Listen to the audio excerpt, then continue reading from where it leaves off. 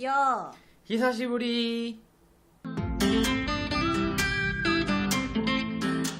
여기서 이러는 거 예의가 아니라는 건 알고 있지만 제가 리뷰 좀 해도 되겠습니까? 너의 췌장을 먹고 싶어. 제목부터 좀 독특한 영화인데요. 간지김님은 이 영화 어떻게 보셨나요? 저는 정말 감명 깊게 봤습니다. 네. 그런데 짜증났어요. 딱 한마디로 요약을 하자면 너무 끼를 부렸어요. 끼를 부렸다. 제작진의 자기 과시가 너무 심했다. 일단 불필요한 스토리, 불필요한 등장인물을 두 가지나 끼워 넣습니다. 네? 여주인공 칼에 안 맞아서 죽어도 됐어요. 복선도 충분히 있었죠. 네. 작품 시작할 때. 그렇죠. 그리고 그게 더 비극적으로 만들었고 분명히 우연의 산물이지만 그럼에도 이 전체 스토리텔링을 해치지 않는 우연이었잖아요. 그랬죠. 이게 자기 과시인 거예요. 걔가 그냥 병상에서 죽었거나 뭐 이렇게 사랑하는 가족 품에서 죽었거나 뭐 남주인공 옆에서 죽었거나 그랬으면 그 작품이 완성도가 없었겠습니까? 아니거든요. 굳이 칼 맞아 죽지 않아도 됐는데 정말 완벽하게 칼 맞아 죽게 해요. 끼 부리는 거라니까요, 이거는. 그러니까 내가 예쁜 애가 나 이쁘지 하고 이쁜 척하는 그렇죠. 스토리텔러로서의 자기의 역량을 그렇죠. 과시한다. 과시했다. 그럼 그 불필요한 등장인물 누구였을까요? 전 남친. 그 전 남친이 없었다고 너의 췌장이 갑자기 뭐 명작에서 뭐 망작이 됩니까? 절대 그렇지 않거든요. 그 전 남친 아이가 없어도 해치지 않아요. 이 감정의 이 감동을. 그런데 굳이 복선을 체계적으로 준비하고 그 장면을 완벽하게 구성을 해서 넣었다? 이거는 자기 과시인 거죠. 자기 과시, 실력 과시. 나 이렇게 잘해. 나 전남친도 넣을 수 있고 칼에 맞아 죽는 연출도 끝내주게 넣을 수 있어. 이건 제작진의 자기 과시인 거예요. 스토리텔링 잘한다는 얘기를 한번 꼬아서 말씀하고 계신 것 같아요. 저희 좋은 작품이라고 생각합니다. 네. 네. 그리고 이제 그 다음 이렇게 감동적인 작품에서 배역 개그를 칩니다. 여러분 귀접이 뭔지 아세요? 이게 어떤 남자가 여자 귀신과 이렇게 하룻밤 이렇게 썸씽을 보내고 나면은 그 여자 귀신한테 싹 홀려가지고 완전히 기를 다 빨려서 이렇게 평범한 일상생활을 영위할 수 없게 되는 그런 좀 반쯤 저주받은 상태, 그런 걸 귀접이라고 하잖아요. 전설에 많이 나오는 그렇죠. 얘기죠. 솔직히 남자 주인공 10년 플러스 1개월 동안 완전히 귀신한테 혼을 빼먹힌 상태였다니까요. 이 작품 속에서 여자 주인공은 이미 어떤 그 생명 연장의 여지가 없는, 사실 반쯤 죽은 사람과 비슷한 포지셔닝이잖아요. 그렇죠, 그렇죠. 그런 여자 주인공에게 자기 혼을 빼먹힌 거예요, 이 남자 주인공은. 그렇게 귀접을 당한 오구리 슌이 2005년도 작품 전차남이 되는 거지. 그런 불우한 청소년기를 보냈으니까 커서 전차남이 되는 거 아닙니까? 어떻게 이런 감동적인 작품에서 배역 개그를 칠 수가 있어요. 너무하잖아. 사실 이 작품의 진 히로인은 사쿠라짱이 아닙니다. 그럼 누구죠? 한번 잘 생각해보세요. 사쿠라짱은 이 남자 주인공이 부활하는 계기가 되지 않아요. 이 남자 주인공이 과거에 이제 트라우마를 다 이겨내고 새로운 자신으로 나아가게 된 계기를 주는 진짜 히로인은 따로 있습니다. 누군가요? 남학생 A. 이 남학생 A가 사쿠라짱에 대한 과거를 물어봐 주고 이야기를 또 하게 해주고 이런 기회를 제공했기 때문에 주인공이 갱생을 할 수 있었던 겁니다. 그런 계기를 마련해서 그렇죠. 주인공을... 만두님, 심리 치료에 있어서 가장 기본이 되는 치료 요법이 뭡니까? 자기 상처와 대면하는 게 그렇죠. 제일 첫 번째 단계죠. 자기 상처와 대면하기 위해서 네. 그 상처에 관한 이야기를 말할 수 있게 해주고 또 잘 들어주고 하는 게 모든 심리 치료의 기본이거든요. 네, 그렇죠. 그 모든 심리 치료사의 역할을 이 작품 속에서 누가 했습니까? 뻔파리가 했습니까? 쿄코가 했습니까? 사쿠라짱이 했습니까? 남학생 A가 한 거예요. 남학생 A가. A가 했군요. 네. 그 많은 이야기를 해놓고도 결국 이 작품의 진 히로인, 주인공을 구원한 진짜 히로인은 남학생 A였다. 공병문고. 공병문고. 영화 내에서 공병문고라는 조금 한국인으로서 생소할 수 있는 단어를 한 번도 설명하지 않죠. 그렇죠. 여러분, 그 공병문고의 공병이 무슨 뜻인지 아십니까? 무슨 뜻인가요? 아내가 임신했을 때 네. 남편도 이제 마치 자기가 임신을 한 것처럼 입덧을 하고 뭐 좀 이렇게 몸이 안 좋은 거를 느끼고 하는 그런 정신적인 질환을 바로 공병이라고 하거든요. 같이 괴로워하는. 그렇죠. 네네네네. 그런데 사쿠라짱이 자기 그 투병 일기에 공병문고라는 이름을 남주인공 만나고 나서 붙였습니까? 만나기 전에 붙였습니까? 딱 말씀해 보세요. 전에 붙였죠. 찾고 있었던 거예요. 남자 주인공을 만나서 이 남자 주인공이 정말 나와 같이 그 공병을 해줄 수 있는 이런 사람이겠구나라는 확신이 들고 나서 공병문고를 붙인 게 아니라 공병문고라는 거를 붙여놓고 남자 주인공을 찾아다닌 거예요. 그러니까 뭐야? 귀접당했다.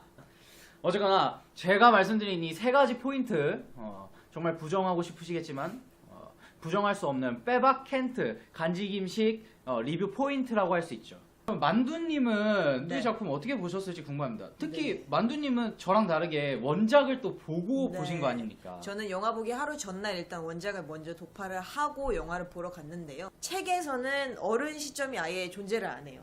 학창 시절에서 이야기가 끝이 나요. 아 근데 그러면은 그 편지는 도대체 언제 발견을 하는 겁니까? 그게 공병문고를 딱 펼쳐서 다 읽고 나서 네네. 어머니가 말을 하는데 뒤에 더 있다 라고 해서 뒤를 넘겨보니 거기에 첫 번째 편지가 쿄코한테 보내는 편지, 두 번째 편지가 남자 주인공한테 보내는 편지. 이렇게. 편지를 그러면 아예 네네네. 고등학교 시점에 발견을 하는 거구나. 그렇죠. 그 친구의 장례식에 가지 않고 공병문고를 찾으러 간 시점에 그때 발견을 하고 그 책을 고스란히 들고 쿄코한테 가서 보여주고 이야기를 하는. 바로 친구가 되고 그렇죠. 트라우마를 깨고. 그렇죠. 이러면 문제가 없죠. 제가 지금 이 영화에 분노했던 이유가 주인공이 1개월 플러스 10년을 버렸다는 점 때문에 그렇죠. 분개를 한 거였는데 그렇죠. 10년 없이 1개월만 버렸으면 그건 청춘에서 1개월 버리는 거 아주 훌륭한 경험이지. 공감할 수 있지. 그러니까 그러니까요. 간지김님의 지적이랑도 맥락이 다 있는 게 뭐냐면 이 친구가 사실 사쿠라를 떠나 보내면서 자기 자신의 세계에서 빗장을 열고 나와서 다른 사람들이랑 관계를 맺어가는 과정이 그렇죠. 동시다발적으로 이루어져야지 사실 사쿠라의 죽음이 이 친구한테 의미가 있는 거잖아요. 너의 췌장을 먹고 싶어라는 말도 사쿠라의 영혼이 나에게 들어와서 하나가 되면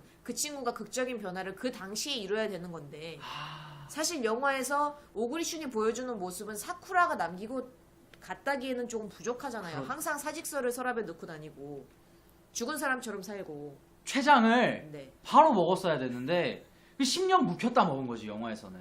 신선도가 떨어진 거야. 췌장을 바로 신선하게 먹었어야 되는데 그 병조림을 해가지고 10년 넘게 두고 먹은 거지. 직관적으로 말하면 그렇습니다. 여기서 산지직송한 로컬 푸드가 좋다라는 거. 그게 이 양날의 검이라는 지점이 뭐냐면 사실 책에서는 그 주인공 남자의 나레이션으로 쭉 소설이 진행이 돼요.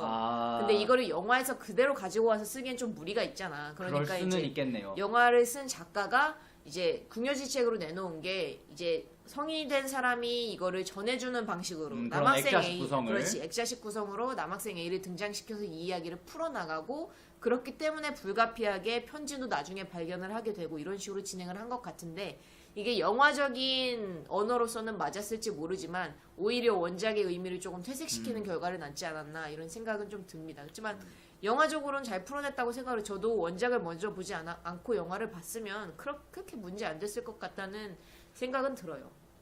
그러면은 첫 번째 지점은 확실히 이해가 되고 네네. 두 번째 포인트는 두 번째들은 주인공들 성격인데요. 주인공들 성격뿐만 아니라 조연들 성격을 다루는 데도 좀 문제가 있었다고 생각이 되는 게 뭐냐면 일단 여주인공인 사쿠라 성격이 네네. 전형적인 일본 여자 주인공 성격으로 좀 그려진 면이 있잖아요. 발랄하고 귀엽고 그냥 인기 많은 여자애. 그렇죠. 네, 근데 원작에서 그려진 여자 주인공은 무슨 느낌이냐면 좀 엉뚱한 면이 있고 그래서 만약에 100명이 있어서 99명이 병에 걸리면 얘 하나만큼은 병이 안 걸릴 것 같아. 얘는 100명 중에 한 명. 그 정도로 밝은 스타일. 그렇지. 그 정도로 밝아서 도저히 얘가 병을 앓을 거라고는 짐작조차 되지 않고 그렇기 때문에 이 친구가 조금이나마 남은 세월을 더 살지 못하고 그렇게 비명 행사하는 게 더 비극적으로 그려질 수가 있었고 영화에서는 조금 많이 아팠죠 사실. 그쵸? 비련하게 그려지면서 영화에서는 그게 충분히 아팠어요. 네네. 원작을 본 저한테 그게 좀 아쉬웠고 남자 주인공 성격도 좀 그랬던 게 뭐냐면 실제 원작에서의 남자 주인공은 얘가 바깥 세상으로부터 배제하는 게 아니라 배제 당하는 게 아니라 내가 그냥 주변에 관심이 없어. 그러니까 영화에서의 남자 주인공은 조금 찐따 느낌이었다면은 그렇죠.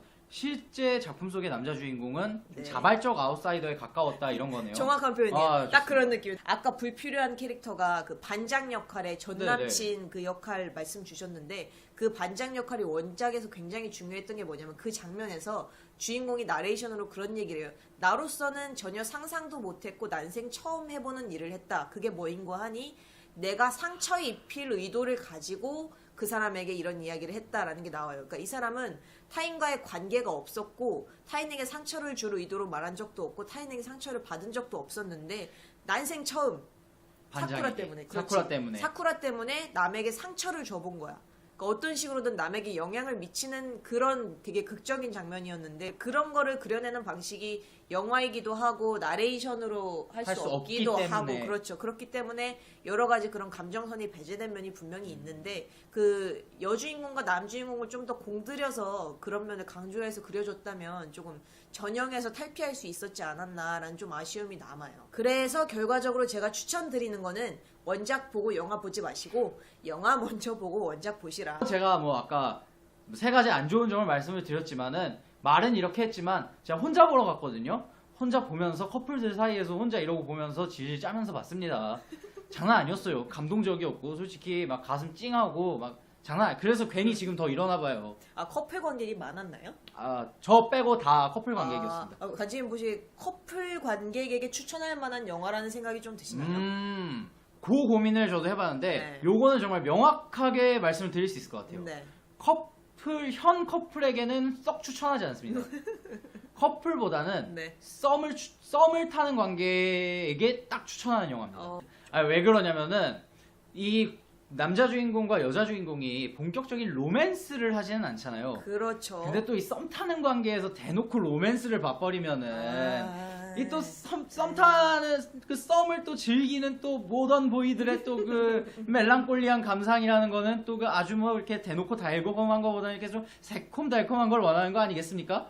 그런 미묘한 감정선에 딱 부합하는 영화가 은근한 게 무슨 좀 그죠? 무슨 느낌인지 아시겠죠? 네. 그럼 오늘 최장 리뷰는 여기서 마무리할 수 있을 것 같은데 혹시 다음 리뷰는 뭐가 예정됐는지 알고 계신가요? 다음 리뷰? 네. 다음 리뷰 당연히 이거죠. 묵볶이? 하이큐 개봉하잖아요. 만두님 하이큐 개봉하잖아요. 여러분 다음 리뷰는 하이큐 극장판으로 다시 찾아뵙도록 하겠습니다. 찾아뵙겠습니다. 지금까지 간지김과 만두였습니다. 감사합니다. 또 봬요.